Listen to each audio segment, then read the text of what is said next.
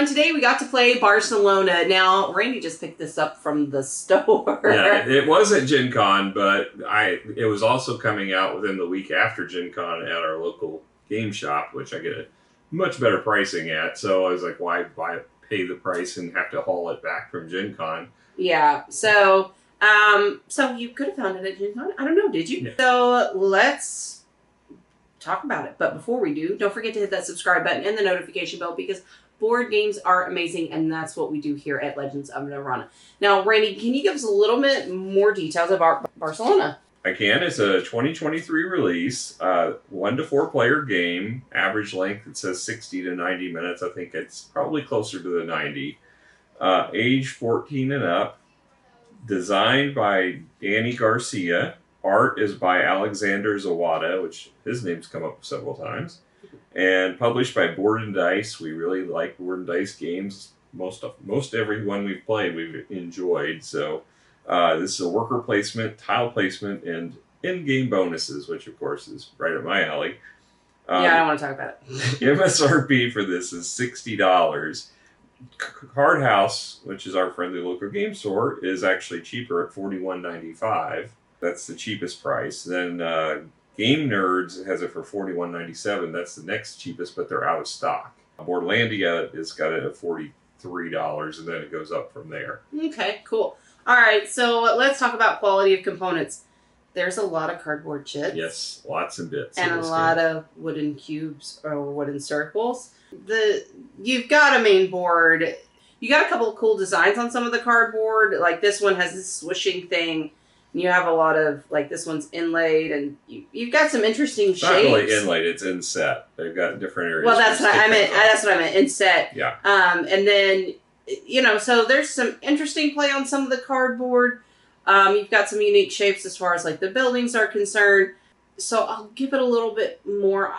I'll probably go 5.75, right? So they've got some interesting shapes, but really it is cardboards and cube. These are generic tiles, or, They are, components. But there's a lot of it. And also, if Catan being our base doesn't really have a formal board. It's got a bunch of... Yeah. And the board does have linen finish. I mean, it is linen finish. It does finish. have a nice linen finish. I'm going to probably go a 6.5. I think the board itself and the volume of components, the cardboard is all very thick. And I forgot the screen printed. No, it's not screen printed. It's a sticker. Oh. Yeah, I would probably think about deducting for that because I was actually very disappointed to see stickers in here. The other thing... No, but it's good. It's cute. Yeah, I like it. The resources are these little cardboard chits, which I did not like. But I understand why they did it because you have a warehouse storage here and each one is a square on your board. But I think they could have put little circles. I mean, not that I really like the circles either. We used the Stonemeyer bits to replace the cloth, and if I could have found some little tiny coins that were metal, I would have used those instead because I just absolutely hate these cardboard chits. But yeah, I'll give it a 6.5 just because of the board and all the sheer volume of stuff you get. Okay. All right. So now let's move on to the theme. So the theme is, we're in Barcelona, guys. And we are building a city. So it's more than that. It's actually replacing the city. So there's a lot of history in the rule book as we get into that. But it's talking about basically for almost 150 years, the city of Barcelona has been considered a strategic stronghold under military control. For that reason, it is not allowed to grow outside its walls, resulting in buildings and factories being cramped within and making it most densely populated city in all of Europe. Living conditions in old Barcelona were very poor and disease outbreaks were frequent.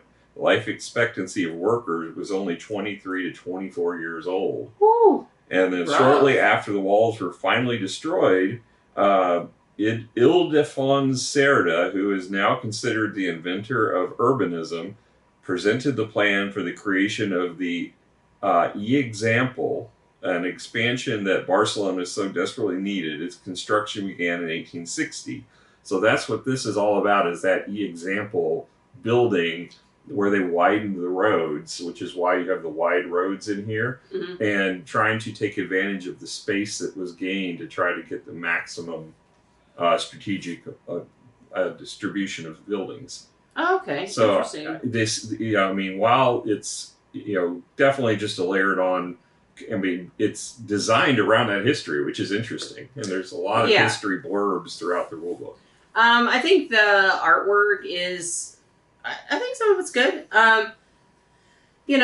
My biggest thing for me, it just wasn't very exciting during the play. I felt maybe because there was so much going on. I don't know. There is a lot to consider in this game. Yeah, and maybe I was more focused on trying to get the game down.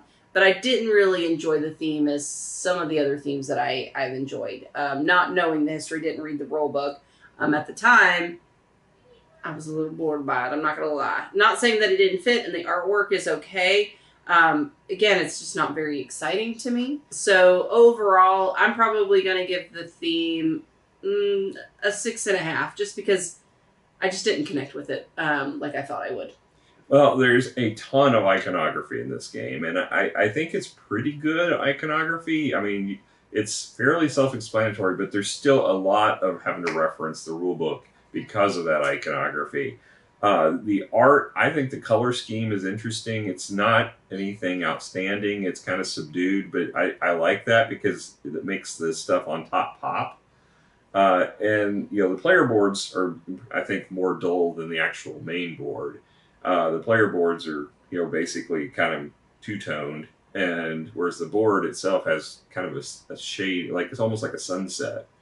As far as the theme, yes, it could have been anything, and I do like the history of it was in there in the rule book. I'm going to give it a 7 just because of the amount of history that was in the rule book about this. And it is interesting. Anytime you take an advanced strategy game, this is definitely one of the meatier ones. I would say this is a medium to heavy. It's not heavy, but it's a medium to heavy game. And you're able to take that and fit it into a historic situation like this. I think it's interesting. And so I'm going to give it a 7. Yeah, I think I would have appreciated it more if I had known some of the history behind it and understanding it. Mm-hmm. But just playing it and not knowing that history, it didn't give itself any benefits there. So let's talk about rulebook. I mean, you kind of already started talking about, right? Yeah. There's a lot of history. Well, there's a lot of rulebooks too. There's 3 different rulebooks. Well, one's a rule sheet, but yeah, there's 3 different rulebooks in here. The main rulebook is 20 pages in length, and it is a beast to read and learn. I mean, this is another one. I mean, I'm used to that with the board and dice games, so it didn't surprise me. But when we were trying to pick this up and learn it, I had to read through a lot of this several times. So while it says 20 pages, it's more like 40 because this is the reread. It's not probably 40, but it's definitely I had to read a lot of it multiple times just to grasp it, and then as I went through, I'd forget things and have to go back and reference because there's a lot of minute rules in this game.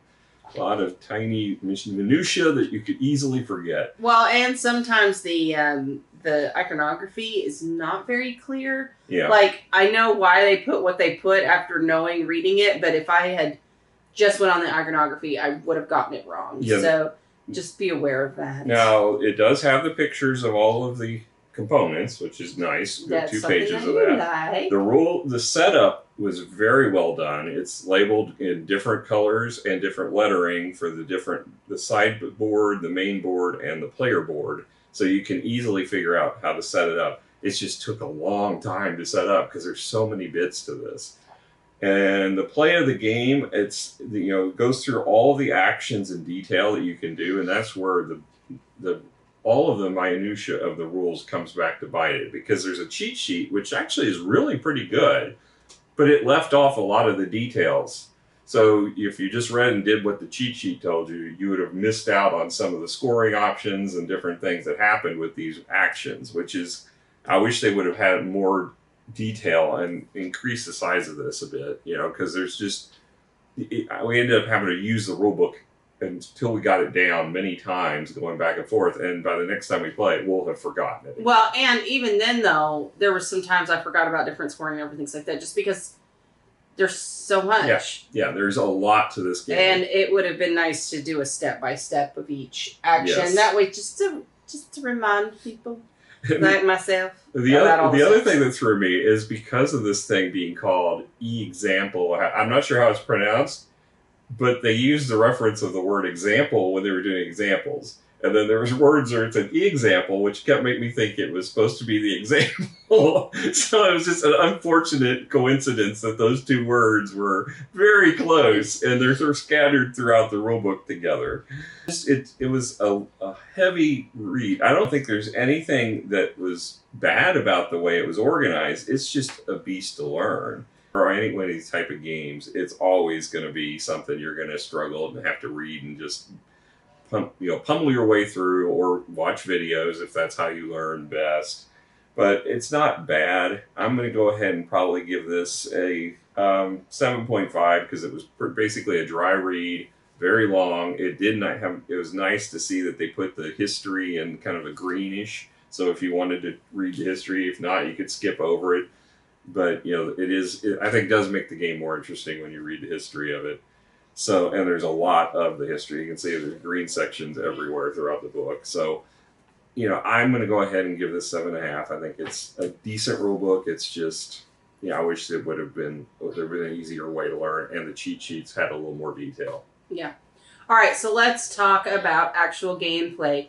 So, you will have 2 passengers or 2 citizens, I don't know, in your little thing. You're going to choose a intersection that you're going to place this on to be able to take 2 actions. You're going to take or 3 actions depending on where your placement is. Now, based on where you put it, that's the 2 actions. So for example, if I go here, all right, I'm going to get to be able to place 2 roads and build a building. Okay. If I were to do down here, I'd be able to place a large road, place 2 small roads, and move my tram. Okay, so depending on where you place it, that's different on your actions. Now, what are some of the actions? So one is that you can actually place this center. So you're going to place one of these at the intersections. You will immediately get the resources that surround it. If those resources are covered, you don't get it. So that sucks. So that's really good. So you can get some resources early on, and moving forward, if anyone places their workers there, you'll get a coin. Including you. Okay, so that's super beneficial. Well, it's not just a coin. It's as you unlock these, you get more of the choices. So at the beginning, it's a coin, but as you get to the third one, it's 2 different of these. Of the 3, so that yeah. One of your strategies is to play these, you could get up to 3 of these different ones, and some of them are really nice towards the end. Yeah, so that's one of them. So one of the actions is placing the large road. So if the longest connecting road, where you place it, as long as it's connecting, you count how many of the roads are connecting, not just yours or anybody in that row. So if there are 3 different, you're placing that 3rd in a row, you'll get 2, 4, 6 victory points when you go to place it. And whatever you place, whatever resource you're covering, you're also going to get that resource. Not every location has stuff to get, okay? And then, so the same applies for the small roads, except you get to place 2 small roads. And instead of 2 victory points per road that it's connecting, it's 1 point. And you score for both roads. So if I'm putting down the 2nd and 3rd row, I'm going to get 2, 3, so a total of 5 victory points. And then the next one you have is so you have a limited number of spaces to hold your goods. Now you can end up placing the cobblestone over here to get a resource, but it also frees up your board. So that's one action. Another action is to build a building. So it costs, the first level of the building costs 3 victory points. They get cheaper as they go down, but they become less powerful, or worth less, I should say. And those, you just take the actions on them and flip them over. And then you have the end of game victory points. This is where Randy will always win. He sucks. Okay, so you can draft different tiles when you go to pick up a tile and place. The more tiles that you have, the more expensive it gets, but it gives you end of game victory points based on certain conditions. Some of these were a little complicated. I'm not going to lie. I was not the iconography was not clear, you had to look them up. And then there was gain 2 coins, gain a fabric, and some victory points. Oh, and then with your scoring tiles, you can, so there's a ×1, there's a ×2, but you can't upgrade them to ×2s and ×3s and ×4s, okay? So you may pick up a tile that you have a lot of points in, you may move it to the higher cost section. You do not have to put them in order, so you can get a ×4 for that unit. Yeah, but they do have varying costs associated with the upgrading or placing of the tiles. So if the ones that are worth more multiplier, you're going to have to pay more to put them down. Yeah, but it may be worth it for you, right? So just do that in consideration. And then we already talked about the roads, and then you also can go up this track here, which we'll talk about in a second. Now, once you take your 2 actions, you will then have the opportunity, if you can, to build a building.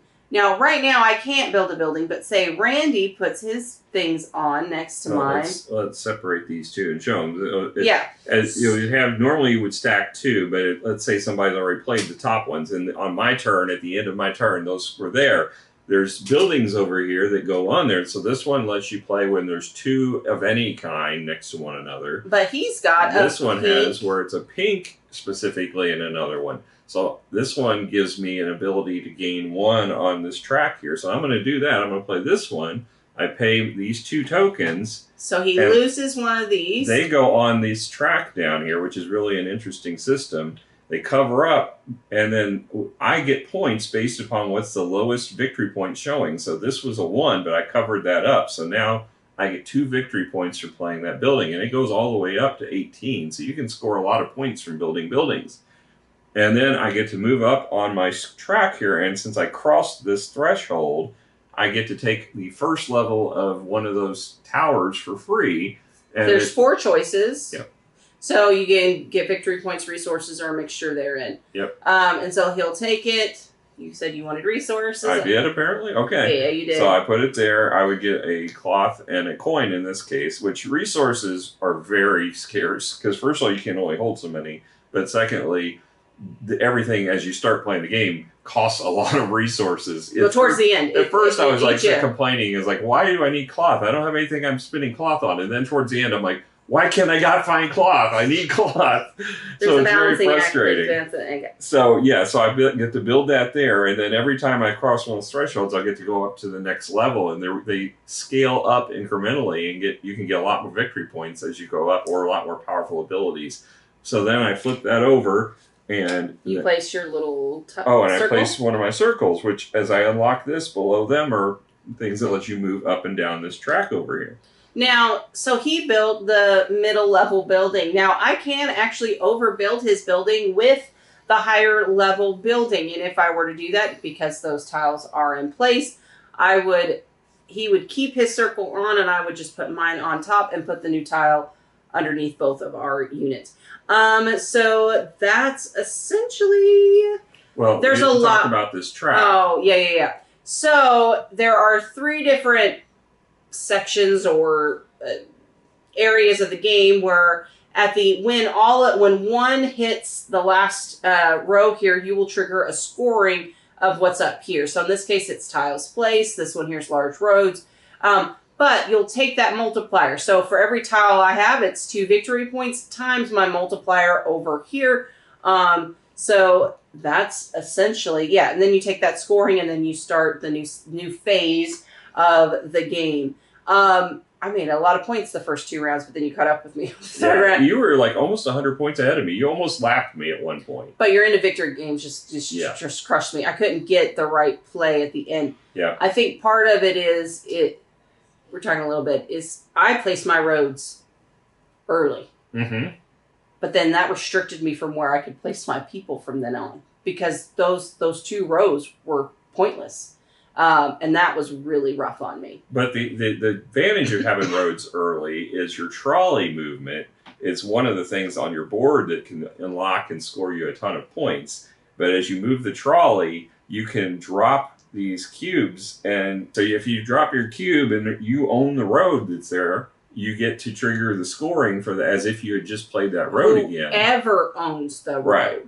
And so if he plays on my road, I get the victory points. Right. But then you also then get to trigger on the road, whatever the action was that you played it on. So, there's a lot of abilities with this. And the trolley, the other thing is the trolley can only move 2 spaces once it's on the board. Unless it's your But road. if you own the roads, you can travel any distance for free. And then it's just off of that road, any spaces you take are 2 spaces. Mm-hmm. So, the roads being played early, I don't think was a bad thing for you because you can score them again. Right. It ended up restricting me on placement, which, with what I had to do, it just made it a lot rougher. Yeah. Anyway. But then if you can get a multiplier for those roads, I mean, you had that one that gave you you had the entire road. Yes, I made a lot of victory points. You got a lot of points off of that. Absolutely. And so I think we could definitely play this a few more times to figure out some more strategies with it. I will not forget those tiles next time I play. So the thing is there's a lot of moving pieces. So overall, I actually really enjoyed the game. I like crunchy games, okay? There was a lot of crunch to this. The theme was, like I said, a little boring, but the content was there. There's a lot going on. This is definitely a point salad game. There's a lot of moving pieces trying to figure out the right strategy, and I think the tiles really, make certain strategies more worth it. I should have paid attention to those more. Gotten some more things, but I did a lot of cool things. And like you said, I was up pretty far ahead, but you're end of game scoring. That's what he always does. Well, I like the fact that not only do I get end of game scoring, I can multiply the end of game scoring, which is amazing. Which he always has a lot of fun with. So overall, I actually really did enjoy this. I liked it. I'm probably going to give this a 7.75, maybe an 8. I mean, it was good. It was good. I just wish the theme or the art was a little bit more fun. I just wanted the gameplay's there. Yeah. I just wish it was more. So yeah, I mean, I like the fact that there are so many multipliers because for each of the phases here, the track over there depends on how far you are up it. You can get up to 4.4 times multiplier for your scores for each of those mid scorings for throughout the game. And then you've got the end of game scoring where you can multiply how you choose to multiply it, but it's going to cost you. And everything costs you. Every decision you make, you're sacrificing something that could have scored you more points, which is, when I thought you were going to run away with it early on because of all those points. And I didn't think there was any way my bonuses were going to catch up. They did. But I scored like 100 and something points at the end with bonuses. So, I mean, it was just crazy. And this is the most end of game bonus scoring game I've ever played in my life, which is why I love this game. Do I love it as much as Marrakesh? I don't think so yet.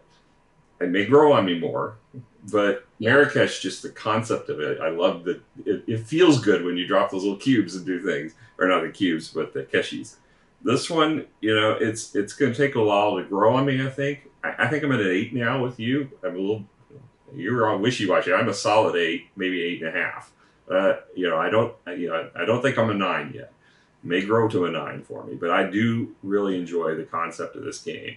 It just is a beast to learn it, and that's the way a lot of their games are. That's board and dice is kind of motif. And we like that. We like crunchy games, so I mean, this is a really good thing. If someone knows it and will teach it to you, go that route. Then still make sure the right. That's what you got. I mean, you didn't have to learn it. I had to spend all that time reading it while you went and took a nap or whatever you did. It's wonderful. Mm-hmm. All right, guys. Well, thank you so much for joining us. We absolutely had a blast. Well, hopefully you hang out with us again. We'll catch you guys later. Bye.